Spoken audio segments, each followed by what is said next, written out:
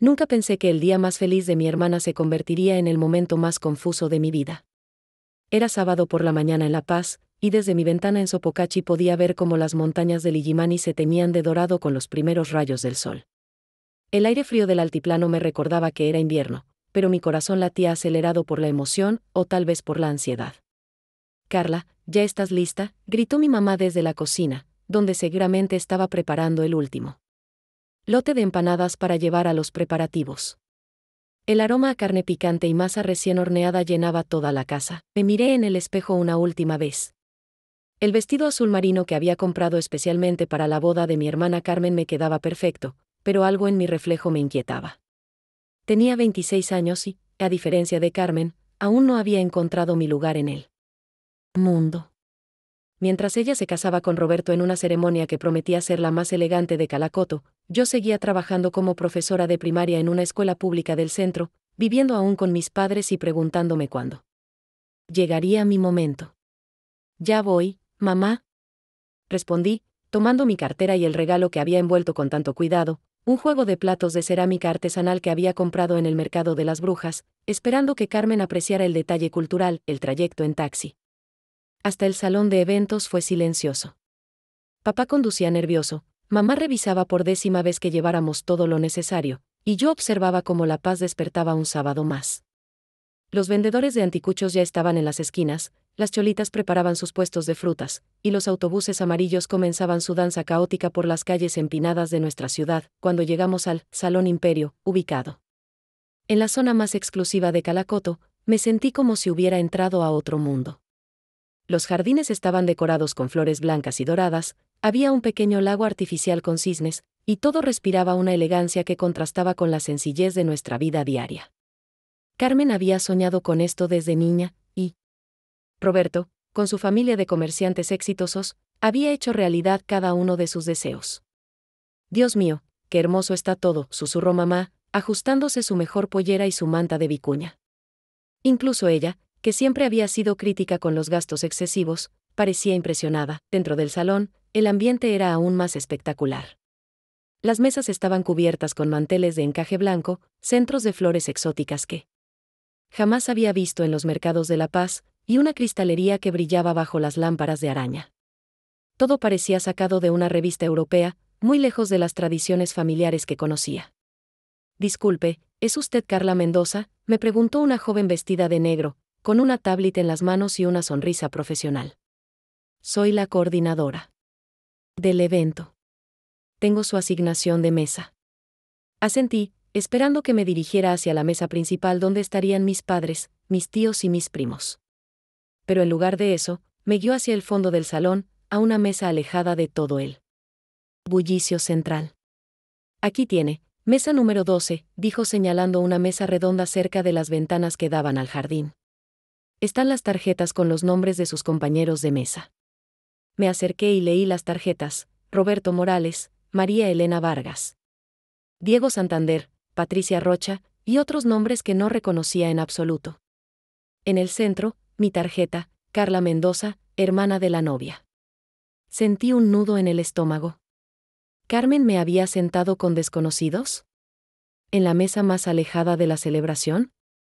Busqué con la mirada a mis padres y los encontré en la mesa número 3, junto a los tíos y primos que no veía desde años. Carmen estaba en la mesa principal con Roberto y sus padres, riendo y recibiendo felicitaciones. «Debe ser un error», murmuré para mí misma, pero la coordinadora ya se había alejado para atender otros asuntos. Me senté lentamente en mi silla asignada, sintiendo como el ruido de la celebración se volvía un murmullo lejano. A través de la ventana podía ver las montañas que rodeaban La Paz, y por un momento deseé estar en cualquier otro lugar. ¿Qué había hecho mal? ¿Por qué mi propia hermana me había apartado de la familia en su día más importante? Los primeros invitados comenzaron a llegar a mi mesa, y yo forcé una sonrisa mientras me preparaba para una tarde larga entre extraños, preguntándome si realmente conocía a la hermana que creía amar. La primera en llegar fue María Elena, una mujer de unos 40 años con una sonrisa cálida y un vestido color vino que la hacía verse elegante pero accesible. Tenía el cabello recogido en un moño bajo y llevaba unos aretes de plata que brillaban sutilmente bajo la luz del salón. «Tú debes ser Carla», me dijo mientras se acercaba. Soy María Elena Vargas. He escuchado mucho sobre ti. Me levanté para saludarla, confundida por su comentario. ¿Has escuchado sobre mí? ¿De dónde nos conocemos? Digamos que tenemos conocidos en común, respondió con una sonrisa misteriosa mientras tomaba asiento a mi lado. Eres maestra, ¿verdad? En la escuela Franz Tamayo del centro. Mi sorpresa fue evidente. Sí, pero, ¿cómo sabes eso? Antes de que pudiera responder, llegó Diego Santander, un hombre joven de aproximadamente mi edad, vestido con un traje gris oscuro que le quedaba impecable. Tenía una expresión seria pero amable, y cuando sonrió, noté que tenía una pequeña cicatriz cerca del ojo izquierdo que le daba un aire interesante. Carla Mendoza, dijo extendiéndome la mano. Finalmente nos conocemos en persona. En persona, repetí, estrecharle la mano. ¿Nos hemos hablado antes? De alguna manera, sí, respondió Diego, tomando asiento frente a mí. Trabajo en el Departamento de Recursos Humanos del Ministerio de Educación. Tu expediente ha pasado por mi escritorio más de una vez. Sentí como si estuviera en una obra de teatro donde todos conocían el guión excepto yo. No entiendo qué está pasando aquí. Patricia Rocha llegó en ese momento, una mujer mayor con el cabello completamente canoso peinado en ondas suaves y un vestido azul marino similar al mío. Llevaba un broche en forma de cóndor que inmediatamente reconocí como artesanía local. Auténtica. Ay, querida, me dijo mientras se sentaba, veo esa cara de confusión. Es normal, todos pasamos por lo mismo al principio. ¿Al principio de qué? Pregunté, sintiendo que mi paciencia comenzaba a agotarse. Roberto Morales fue el último en llegar, y cuando lo vi, casi me caigo de la silla. Era un hombre mayor, de unos 60 años, con una barba cuidadosamente recortada y ojos que irradiaban una sabiduría que solo dan los años. Vestía un traje tradicional boliviano, con una chaqueta corta y pantalones de tela gruesa, pero llevado con una elegancia que lo hacía ver distinguido. Roberto Morales se presentó con una voz profunda y pausada. Y antes de que preguntes, no soy pariente del novio, aunque compartimos el apellido. Esto es surrealista, murmuré, mirando alrededor de la mesa. ¿Alguien me puede explicar qué está pasando? ¿Por qué todos parecen conocerme? María Elena intercambió una mirada con Diego, quien asintió ligeramente. Patricia sonrió con comprensión maternal, mientras Roberto se acomodaba en su silla con la paciencia de alguien acostumbrado a explicar cosas complicadas. Carla, comenzó María Elena, ¿recuerdas el proyecto que presentaste el año pasado sobre educación rural? ¿En comunidades del altiplano? Por supuesto que lo recordaba. Había trabajado durante meses en esa propuesta, investigando las necesidades educativas de las comunidades alejadas de La Paz, proponiendo un programa de alfabetización móvil que pudiera llegar a lugares donde no había escuelas. Lo había enviado al Ministerio de Educación, pero nunca recibí respuesta. Lo recuerdo, respondí lentamente. Lo envié al ministerio, pero nunca me contestaron. Diego se inclinó hacia adelante. Te contestamos, Carla. Varias veces. Pero las cartas fueron devueltas porque ya no vivías en la dirección que habías proporcionado. ¿Qué cartas? Mi corazón comenzó a latir más rápido. Las cartas donde te informábamos que tu proyecto había sido seleccionado, continuó Diego. Que habías ganado la beca nacional para estudios de posgrado en educación comunitaria. Patricia tomó mi mano con suavidad. Querida, yo dirijo la fundación que patrocinó tu beca. He seguido tu trabajo durante años a través de los informes que envías sobre tus estudiantes. ¿Qué informes? Estaba completamente perdida. Roberto habló por primera vez desde que se sentó. Los informes que tu hermana Carmen ha estado enviando en tu nombre durante los últimos 2 años. Ella nos ha mantenido informados sobre tu trabajo, tus innovaciones en el aula, tus esfuerzos por ayudar a los niños de escasos recursos. Carmen. ¿Ha estado? No podía terminar la frase. Enviando reportes sobre tu trabajo, fotografías de tus proyectos con los estudiantes, cartas detallando tus métodos de enseñanza, explicó María Elena. Cuando no pudimos contactarte directamente, ella se ofreció a hacer el enlace. El salón comenzó a girar a mi alrededor. Los sonidos de la celebración se volvieron lejanos, como si estuviera bajo el agua. Carmen, mi hermana Carmen, ¿había estado? ¿Qué exactamente había estado haciendo? No entiendo, susurré. ¿Por qué Carmen haría eso sin decirme? Los 5 intercambiaron miradas que contenían algo que yo aún no podía descifrar. Roberto se aclaró la garganta. Carla, hay mucho más que necesitas saber. Y creemos que es momento de que sepas la verdad completa. El mesero se acercó con una botella de vino tinto, pero yo apenas podía pensar en beber algo. Mi mente estaba procesando todo lo que acababa de escuchar, y cada palabra parecía reconfigurar mi realidad de una manera que me asustaba y me emocionaba. A la vez. Permíteme explicarte desde el principio, dijo Roberto, sirviendo vino en mi copa con manos firmes. Hace 3 años, recibimos tu proyecto sobre educación rural. Era excepcional, Carla. No solo mostraba un conocimiento profundo de las necesidades educativas de nuestras comunidades andinas, sino que proponía soluciones prácticas y económicamente viables. Diego asintió, sacando su teléfono para mostrarme algunas fotografías. Tu propuesta del aula móvil, con materiales educativos adaptados al quechua y al aymara, era exactamente lo que habíamos estado buscando. Las imágenes en su teléfono mostraban un autobús pintado de colores brillantes, equipado con pizarras, computadoras portátiles y estantes llenos de libros. Niños con ropas tradicionales andinas sonreían mientras participaban en clases al aire libre, con las montañas del altiplano como fondo. Eso es, comencé a preguntar. Tu proyecto, completó Patricia. Financiado por la Fundación, implementado por el Ministerio, y dirigido por un equipo que ha estado esperando por ti durante 3 años. María Elena se inclinó hacia mí. Carla, ¿realmente no recibiste ninguna de nuestras cartas? Intentamos contactarte en la dirección que proporcionaste, pero me mudé hace 3 años, interrumpí, recordando súbitamente. Vivía en un departamento alquilado en Miraflores, pero cuando el dueño vendió el edificio, tuve que regresar a casa de mis padres. Nunca actualicé mi dirección en ningún lado porque me daba vergüenza haber fracasado y tener que volver a vivir con mis padres a los 23 años. La comprensión se reflejó en los rostros alrededor de la mesa. Roberto asintió lentamente. Entonces fue cuando Carmen intervino, dijo. Ella nos contactó hace 2 años, explicando que había problemas con la correspondencia, pero que tú seguías interesada en el proyecto. Nos propuso que ella fuera el enlace mientras se resolvían los problemas de comunicación. ¿Y ustedes aceptaron?, pregunté, sintiendo una mezcla de gratitud y confusión hacia mi hermana. Al principio fuimos cautelosos, admitió Diego. Pero Carmen nos demostró que conocía cada detalle de tu propuesta. Más que eso, comenzó a enviarnos actualizaciones sobre tu trabajo actual en la escuela Franz Tamayo. Patricia sonrió con calidez. Las cartas de Carmen sobre ti eran extraordinarias.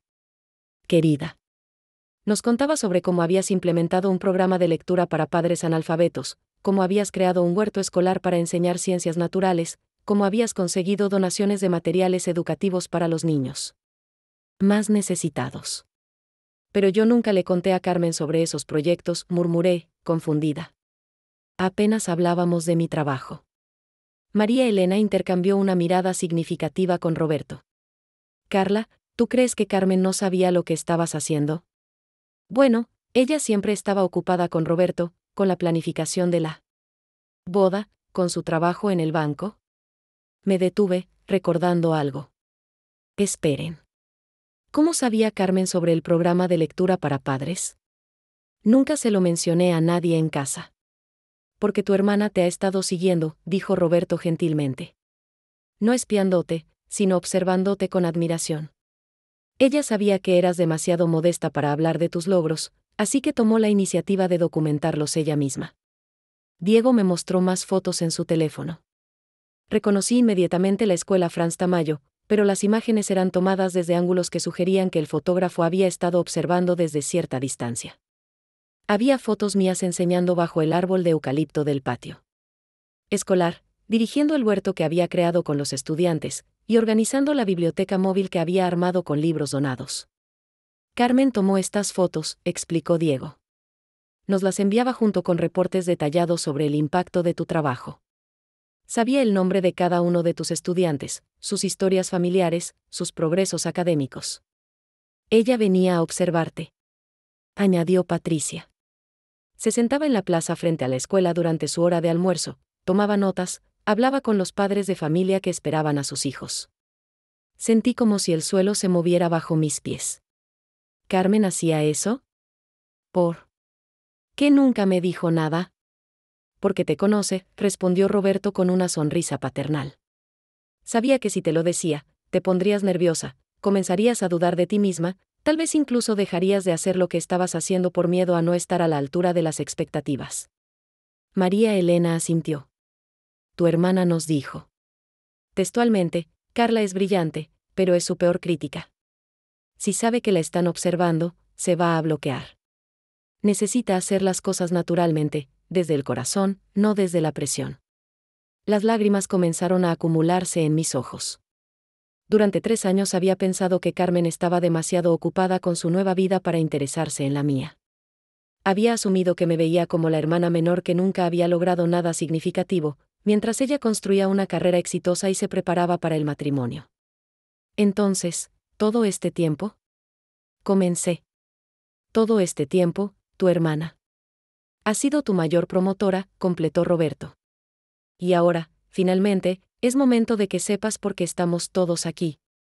Roberto se puso de pie y levantó su copa de vino, pero antes de que pudiera decir algo, el sonido del micrófono resonó por todo el salón.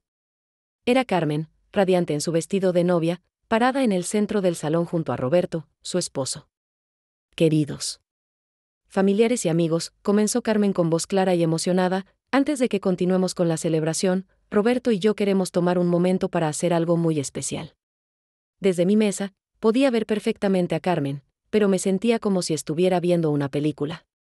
Mi hermana lucía absolutamente hermosa, con el cabello recogido en un elegante chongo adornado con pequeñas flores blancas, y su vestido de encaje que había escogido después de meses de búsqueda en las mejores tiendas de La Paz.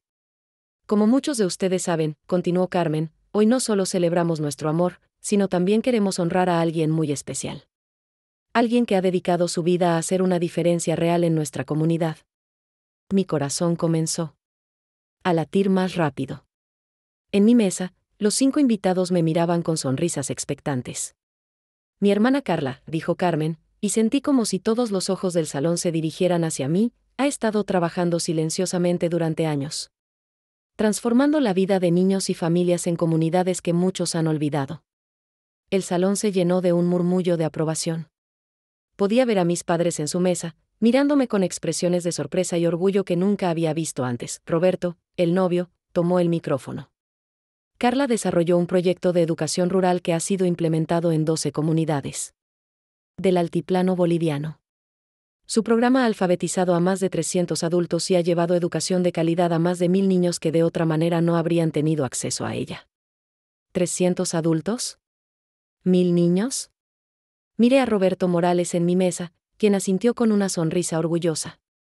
El programa que diseñaste, me susurró, ha crecido más allá de lo que imaginaste.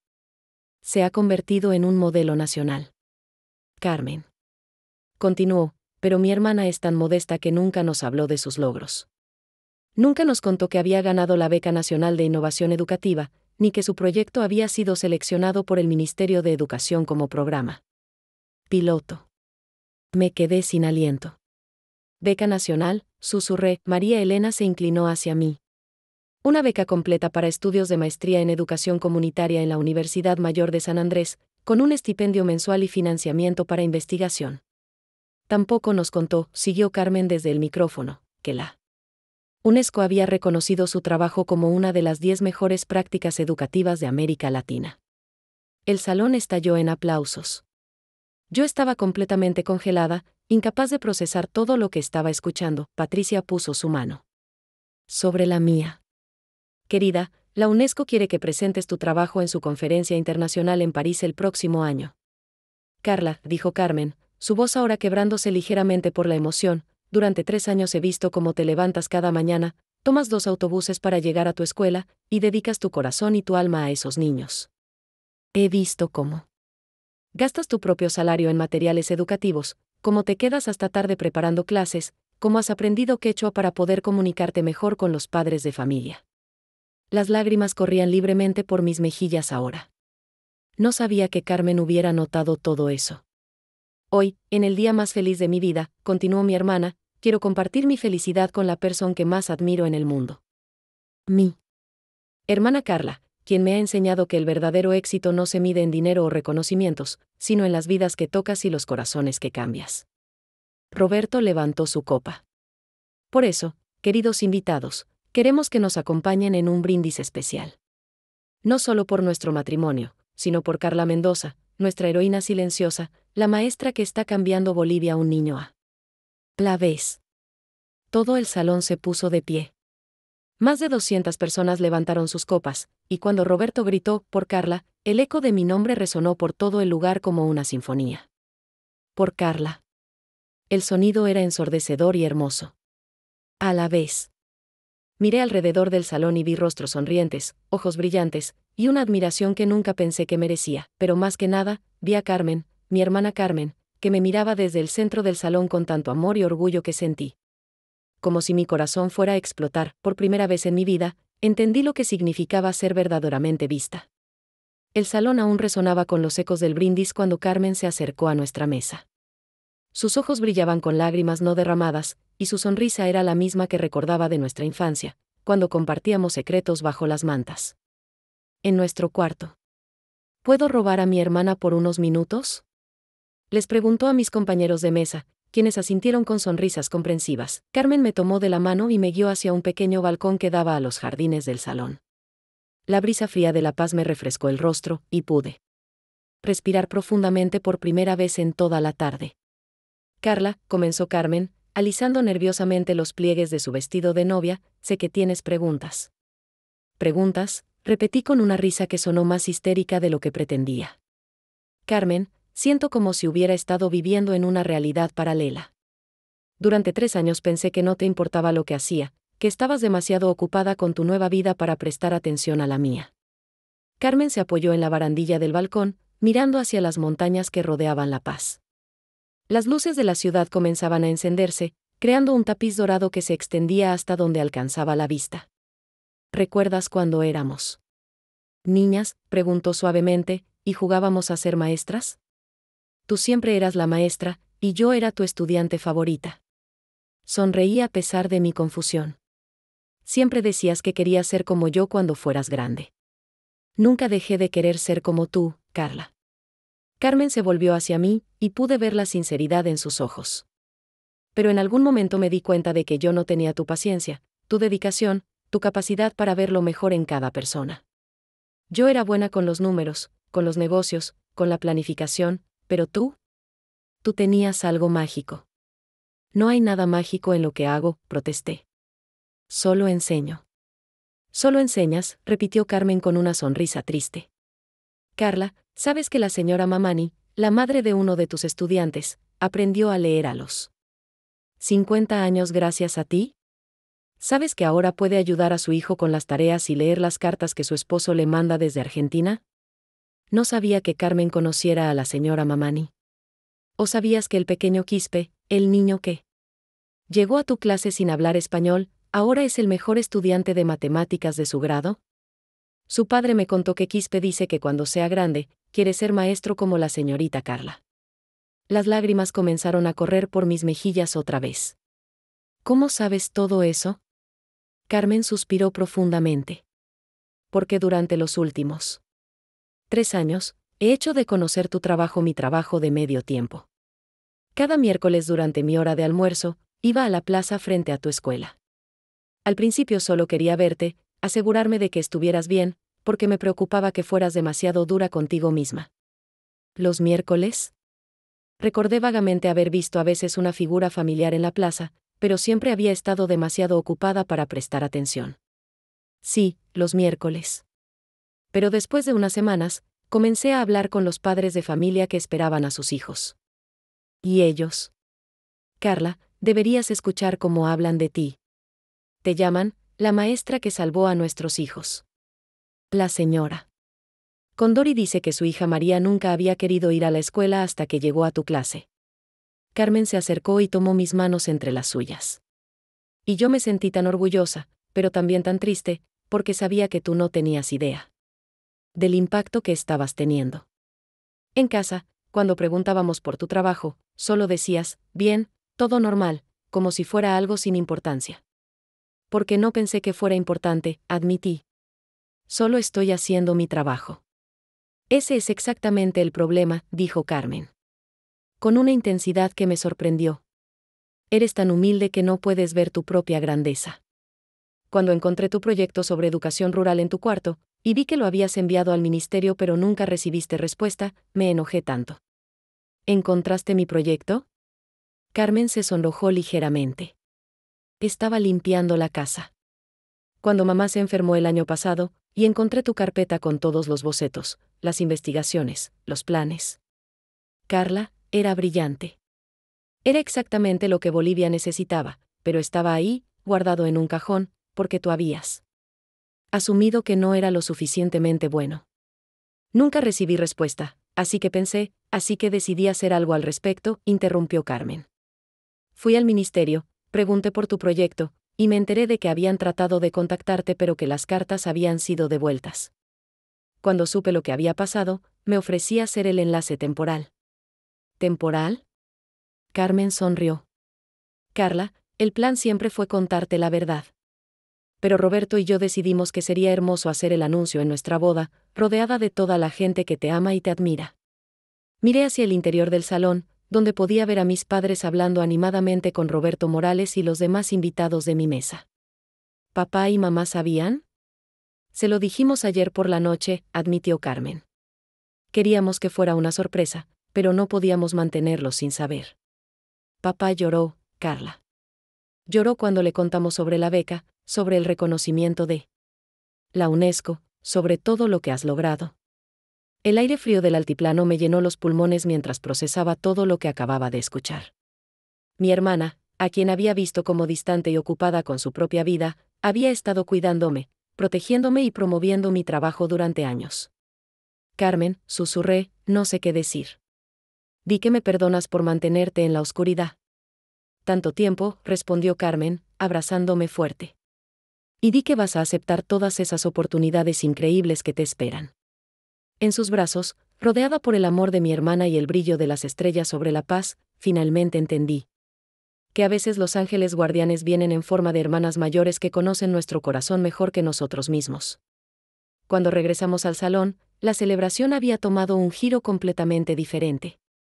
La música había cambiado de las baladas románticas a los ritmos tradicionales bolivianos, y podía ver a los invitados formando círculos para bailar cueca y tinku. Pero lo que más me llamó la atención fue que varios grupos de personas se acercaron a mí en cuanto me vieron entrar. Carla, me dijo una mujer mayor que no reconocía, acercándose con una copa de Singani en la mano, soy Rosa Mamani, directora de la escuela de Achacachi. He escuchado sobre su trabajo con las aulas móviles. ¿Podríamos hablar sobre implementar algo similar en nuestra comunidad? Antes de que pudiera responder, un hombre joven se unió a la conversación. Disculpe, señorita Mendoza, soy periodista del diario La Razón. ¿Podríamos concertar una entrevista para hablar sobre su proyecto educativo? Creemos que es una historia que todos los bolivianos deberían conocer. Me sentí abrumada por la atención, pero Roberto Morales apareció a mi lado como un ángel guardián. Amigos, dijo con su voz pausada y autoritaria, la señorita Carla tendrá tiempo para hablar con todos ustedes, pero esta noche es para celebrar. Mañana podemos coordinar las reuniones apropiadas. Mientras Roberto manejaba diplomáticamente a los interesados, Diego se acercó con una carpeta en las manos. Carla, sé que es mucho para procesar en una noche, pero hay algunos documentos importantes que necesitas ver, me dijo, guiándome hacia una esquina más tranquila del salón, abrió la carpeta y me mostró varios documentos oficiales. El primero era una carta con el membrete del Ministerio de Educación. Esta es tu aceptación oficial a la beca de maestría, explicó Diego. Incluye matrícula completa, un estipendio mensual de 3.500 bolivianos, y un presupuesto para investigación de campo. Mis ojos se abrieron como platos al ver la cifra. Era más de lo que ganaba como maestra en un mes. Pero hay más, continuó Diego, pasando a la siguiente página. La UNESCO quiere financiar tu participación en 3 conferencias internacionales durante los próximos 2 años. París, México y Ecuador. París, repetí, sintiendo que mi voz sonaba extraña. ¿Yo en París? María Elena se unió a nosotros en ese momento. Carla, la conferencia de París es en octubre del próximo año. Presentarás tu modelo educativo ante educadores de todo el mundo. Ya tenemos confirmado el vuelo y el hotel. Patricia apareció con una sonrisa maternal. Y querida, la fundación quiere ofrecerte un contrato como consultora educativa.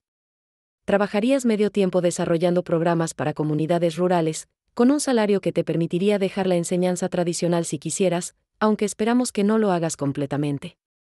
No podría dejar de enseñar, dije. Automáticamente. Es lo que soy. Exactamente lo que esperábamos que dijeras, respondió Patricia con aprobación. El contrato te permitiría enseñar 2 días a la semana y dedicar los otros 3 a desarrollar programas educativos a nivel nacional. Roberto regresó a nuestro grupo. Carla, hay una cosa más. El presidente de la Junta de Directores de la Fundación Simón Patiño quiere conocerte. Están interesados en financiar la expansión de tu programa a las 9 regiones de Bolivia. ¿Las 9 regiones? Mi cabeza comenzó a girar otra vez. Eso sería aproximadamente 500.000 estudiantes, completó Roberto. Y sus familias. Estamos hablando de un impacto educativo sin precedentes en la historia de Bolivia. Me senté en una silla cercana, necesitando un momento para procesar todo. Hace 1 hora pensaba que era una maestra fracasada que vivía con sus padres. Ahora me estaban ofreciendo oportunidades que ni siquiera sabía que existían. Es mucho, admití, mirando a los 4 rostros expectantes a mi alrededor. Lo es, acordó María Elena. Pero Carla, has estado preparándote para esto toda tu vida. Solo que no lo sabías. Diego se sentó a mi lado. No tienes que decidir nada esta noche. Tómate el tiempo que necesites. Pero quiero que sepas que todos nosotros creemos en ti. Tu hermana nos ha mostrado durante 3 años el tipo de educadora que eres, y estamos seguros de que puedes manejar cualquier desafío que se presente. Miré hacia donde estaba Carmen, bailando cueca con Roberto, su esposo. Incluso desde la distancia, podía ver la felicidad radiando de ella. En este día, que se suponía era completamente suyo, había elegido compartir su alegría conmigo. ¿Puedo preguntarles algo?, dije finalmente. Por supuesto, respondió Patricia. ¿Por qué confían tanto en mí? Soy solo una maestra de escuela primaria. No tengo estudios de posgrado, no tengo experiencia en proyectos grandes, no he trabajado a nivel internacional. Roberto sonrió. Carla, ¿sabes qué es lo más difícil de encontrar en educación? Negué con la cabeza. Pasión auténtica combinada con resultados reales, respondió. Puedes enseñar a alguien metodología, puedes capacitar a alguien en administración de proyectos, puedes darle a alguien experiencia internacional. Pero no puedes enseñarle a alguien a amar genuinamente a sus estudiantes, a sacrificar su tiempo y recursos personales por el bien de otros, a innovar desde el corazón. María Elena asintió. Tu hermana nos mostró fotos de ti enseñando bajo la lluvia porque el techo de tu aula tenía goteras. Nos contó que usas tu propio dinero para comprar cuadernos para los niños que no pueden pagarlos. Nos mostró el huerto que creaste para que los estudiantes pudieran comer verduras frescas porque muchos llegan a la escuela sin desayunar. ¿Eso es solo? Comencé a protestar. Eso es exactamente lo que estamos buscando, interrumpió Diego. Alguien que no ve la educación como un trabajo, sino como una misión. Patricia se inclinó hacia mí. Querida, en mi experiencia de 30 años dirigiendo programas educativos, he aprendido que la diferencia entre un proyecto exitoso y uno fallido no está en los recursos o la planificación. Está en el corazón de la persona que lo lidera. Roberto se puso de pie y extendió su mano hacia mí. Carla Mendoza, ¿te gustaría cambiar la educación en Bolivia?